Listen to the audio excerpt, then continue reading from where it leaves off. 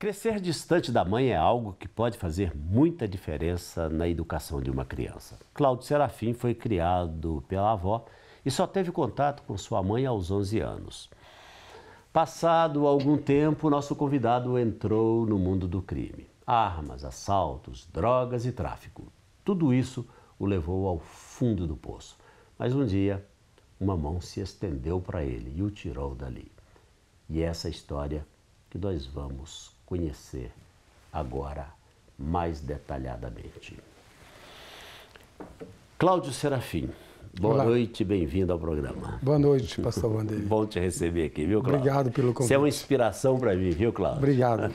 Toda vez que eu te vejo, eu fico mais inspirado, viu? A sua história, aliás, que eu conheço bem, é uma inspiração, não só para mim, para muita gente. Mas vamos contar um pouco da sua história, né? Esse envolvimento seu no mundo do crime, essa ausência da mãe numa fase muito importante da sua vida. Como é que isso se deu?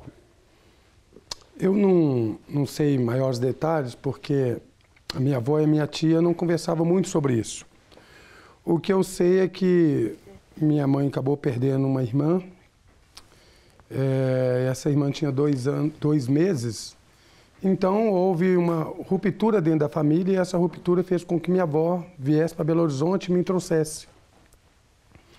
E então a gente foi criado ali na Pedreira e eu tinha por mãe a minha avó e a minha tia, porque eram as pessoas... Vamos só deixar mais claro, porque como o programa chega ao Brasil todo, em várias partes, até em outros países, né? Quando você fala Pedreira, na Pedreira Prado Lopes, sim, isso? Que é uma comunidade que fica ali próximo da Igreja da Lagoinha. Isso, é uma periferia aqui de Belo Horizonte, chamada Pedreira Prado Lopes. Ele então foi crescendo, tendo a minha avó e a minha tia como referência de maternidade.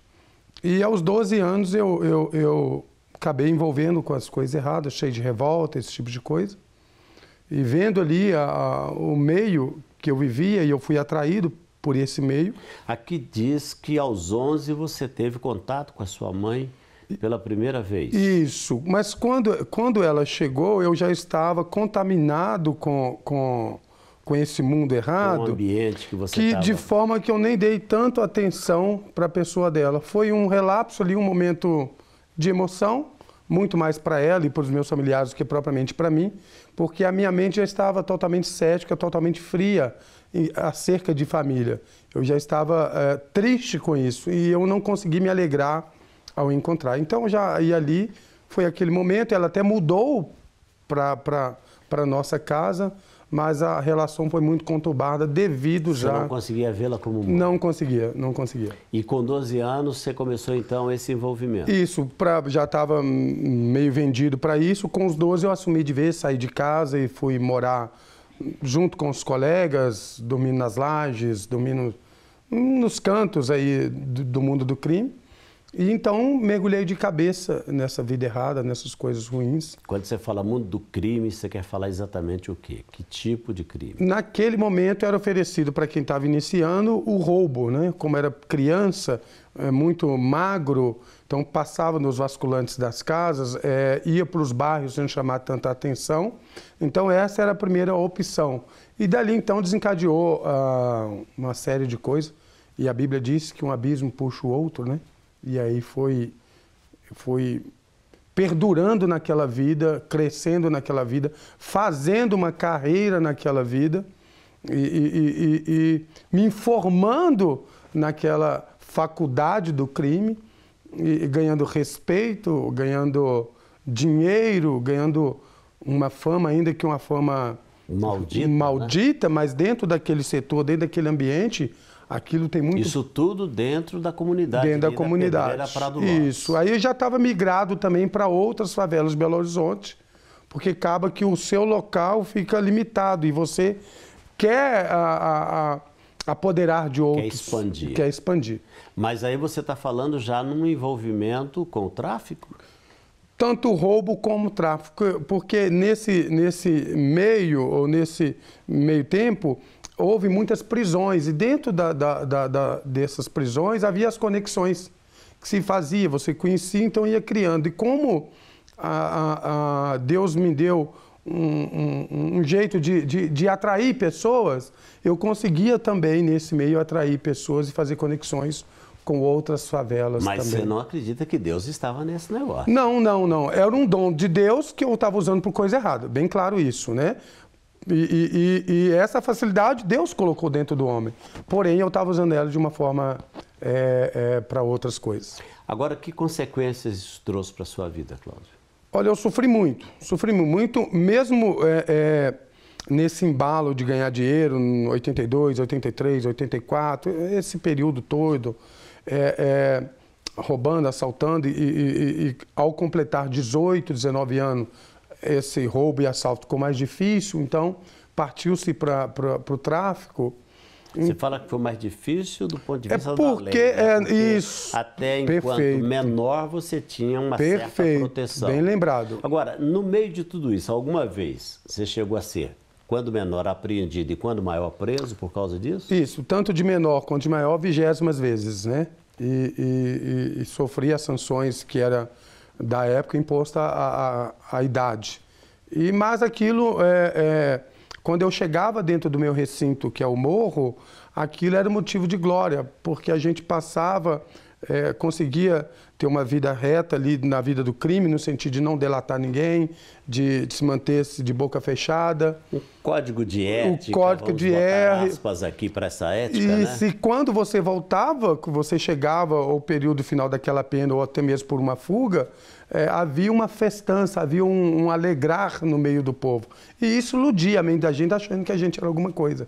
E eu vivi essa ilusão muito na prática. Isso eu me recordo que eu sentia emoção naquilo, eu sentia prazer de ser aquela pessoa daquele momento. Ao completar 18 anos, já aí o patamar ficou diferente a nível também de polícia e justiça, então migrei para o tráfico, fiquei por um período ainda caminhando bem, até que nesse meio eu acabei viciando no crack. Aí foi um momento de sofrimento maior, e no decorrer eu já tinha perdido a minha avó, já não tinha contato com a família. Você disse que viciou no crack, mas por quê? Você já vinha fazendo uso habitualmente de outras drogas? Desde os 12 anos eu comecei tomando bebida alcoólica com refrigerante, fui para maconha, fui para o cigarro, fui para cocaína, fui para injetar drogas na vez com 12, 13, 14, 15, 16, 17 anos. Então, fazendo isso constante. E você vivendo fora da sua família? Totalmente. Quer dizer, a sua família passou a ser esses... Eles me amavam, eu chegava lá, eles choravam, falavam para me largar aquela vida, mas eu ouvia, porque era minha avó que me criou, havia aquele respeito, mas era um respeito momentâneo, era uma dor no coração, mas você já estava envolvido demais para querer voltar para trás. E aquelas palavras, ainda que doía tanto, ela não chegava a fazer o efeito necessário para que você abandonasse aquela ilusão que estava vivendo. E isso foi até que idade, Cláudio? Começou com os 12 anos? Com os 12, foi até os 22 anos. Quer dizer, foram 10 anos só fazendo isso? Só fazendo isso. Eu perdi minha adolescência, perdi parte da minha juventude, sofrendo as consequências, mas também vivendo as emoções que ali era proporcionada. E companheiros dessa época, Cláudio, que fim tomaram? Olha, pouco se tem nos dias de hoje. Alguns na igreja, graças a Deus, e poucos presos, porque a maior parte, 80% desses estão mortos. Dos meus amigos de infância, dos meus amigos de vida do crime, os meus amigos que cresceram comigo. Você mesmo chegou a viver alguma experiência de ver assim a morte muito próxima? Pastor, às vezes a pessoa pode querer aproveitar do momento e aumentar. Mas eu vivi vida muito intensa, e com essa vida muito intensa eu fiquei muito exposto, e tanto para a polícia quanto para os bandidos. E eu tenho marca de tiros no corpo, e não é por 1, 2, 3, 10 vezes que eu vi a morte de frente comigo, e entendo hoje que Deus me guardou para esse momento. Mas foram muitas vezes, muitas. Tiros de frente, tiros de costa, perna quebrada, joelho, marca no corpo, tudo consequência dessa escolha errada que eu fiz. Agora, quando é que essa história começa a mudar? De que forma? Pós viciar no crack, ou no período viciando no crack, eu vendi uma casa que minha tia tinha morrido e deixado para mim. E então eu passei a morar na rua, e morei 4 anos na rua, fruto do vício do crack. E toda aquela amizade, toda aquela pompa que se tinha, ela ruiu em pouco tempo, ela se desfez em pouco tempo.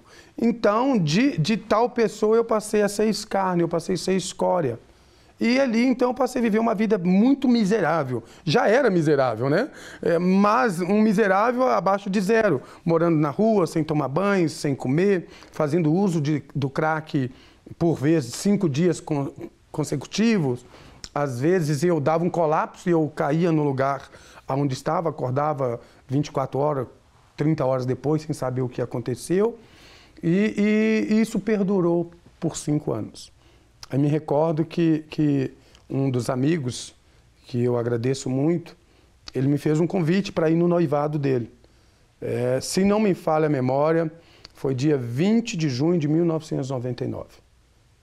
99, faz 19? 19 anos, está por completar agora em junho, se Deus quiser. 19 anos. Isto. E o senhor estava lá, naquela noite fria.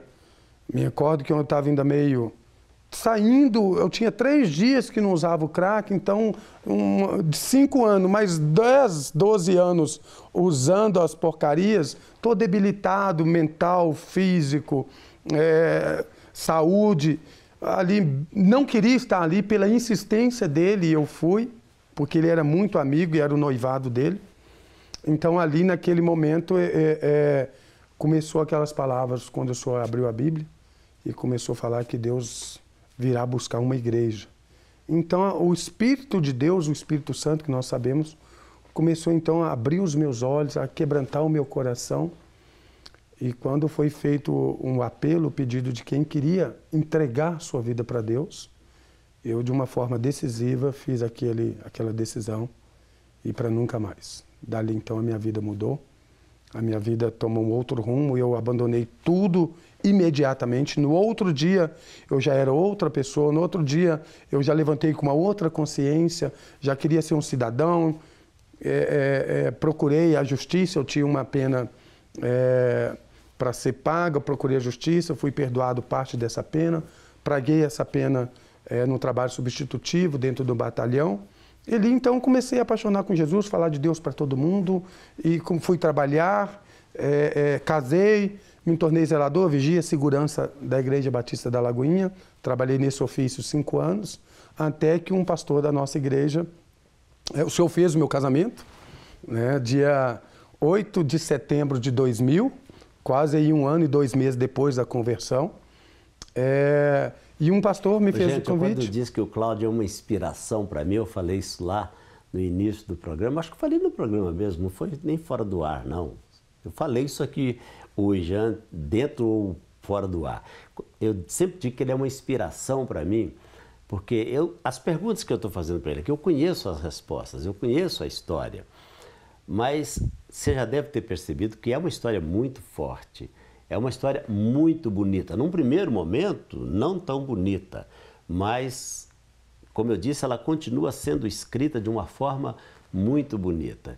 E o Cláudio realmente é, para mim, uma inspiração, sabe? Entre tantas pessoas que já passaram pela minha vida, pessoas que já se converteram através de mensagens que eu levei a algum lugar, e eu me lembro perfeitamente desse dia que ele fala, que era o noivado lá do... Walter Luiz de Paulo. O Gugu, não é isso? Isso. E eu me lembro que eu precisava de um lugar para poder ler a Bíblia e dar a mensagem, e trouxeram para mim uma lata de 20 litros, aquelas latas assim, né? No meu tempo era conhecido como lata de querosene, mas pode ser lata de margarina também, uma lata de 20 litros de tinta. E eu subi em cima daquela lata e naquela reunião eu falei sobre Jesus, e foi a reunião que o Cláudio está contando, que teve esse encontro e essa mudança. Cláudio, para a gente finalizar, você falou aí que foi para a igreja, trabalhou como zelador, trabalhou como segurança, vigia. como vigia, Mas hoje você tem uma outra função muito bonita na igreja. Você hoje é um dos nossos pastores. Deus me deu um privilégio muito grande, inimaginável na minha mente comum.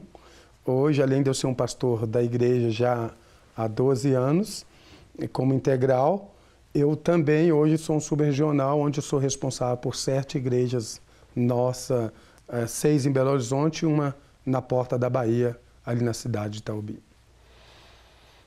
Que coisa, hein? Tenho 4 filhos, sou bem casado. Eu ia perguntar, 4 filhos. Tenho uma família bonita, tá lá os meninos e as meninas, a esposa tá lá. E caminhamos aí felizes com Jesus, levando a mensagem onde Ele tem nos dado a oportunidade. Na verdade, você poderia agora estar exatamente onde estão, infelizmente, vários dos seus amigos do passado, né? Sim. Quem sabe na prisão, alguns deles estão ainda cumprindo pena. Sim. Ou sepultados. O que é o pior. O que é pior, mas graças a Deus porque você está aqui. Deus me deu uma grande oportunidade e eu tenho valorizado ela. Obrigado, viu, Cláudio? Fica aí comigo um pouquinho mais. Sim, pastor. Nós vamos orar agora. Está aí a história do Cláudio, uma história inspiradora, animadora, encorajadora. Realmente Deus é bom, não é verdade? Deus é muito bom. Quando a gente olhar para alguém, imaginar, não tem solução para essa pessoa? Tem sim, tem. A prova está aqui, na história do Cláudio. Vamos orar agora, vamos falar com Deus? Se você puder, coloque a sua mão sobre a minha. Querido Pai Celestial, mais uma vez, obrigado. Muito obrigado por este programa, muito obrigado pela vida do pastor Cláudio. Muito obrigado, meu Deus, pelo grande milagre que o Senhor realizou na vida dele. E eu sei que neste momento muitas pessoas estão orando comigo, muitas passando por situações diferentes dessas que o Cláudio passou, mas outras, quem sabe, vivendo uma situação igual à dele. Mas depois de ouvir esse testemunho, estão crendo que o Senhor pode mudar a história, que o Senhor pode intervir e começar a escrever uma nova história para cada um deles. E é exatamente isso que eu te peço, Pai. Nesse momento, o programa chega a muitos lares, leitos de hospitais, até mesmo em prisões. E eu sei que cada pessoa que assiste e que ouviu esse testemunho, com certeza, pode ter a esperança, e não apenas a esperança, pode ter a certeza de que o Senhor, com a boa mão do Senhor estendida sobre elas, pode mudar também a história de cada uma delas. No nome de Jesus oramos, te agradecendo por tudo. Amém, amém e amém. Não quer ficar um segundo por fora da nossa programação? Agora você pode nos acompanhar através das plataformas digitais. Queridos amigos e amigas, preciosos irmãos e irmãs, não perca tempo. Acesse, curta e siga-nos. Fique por dentro de tudo o que acontece aqui. Rede Super, inspirando você.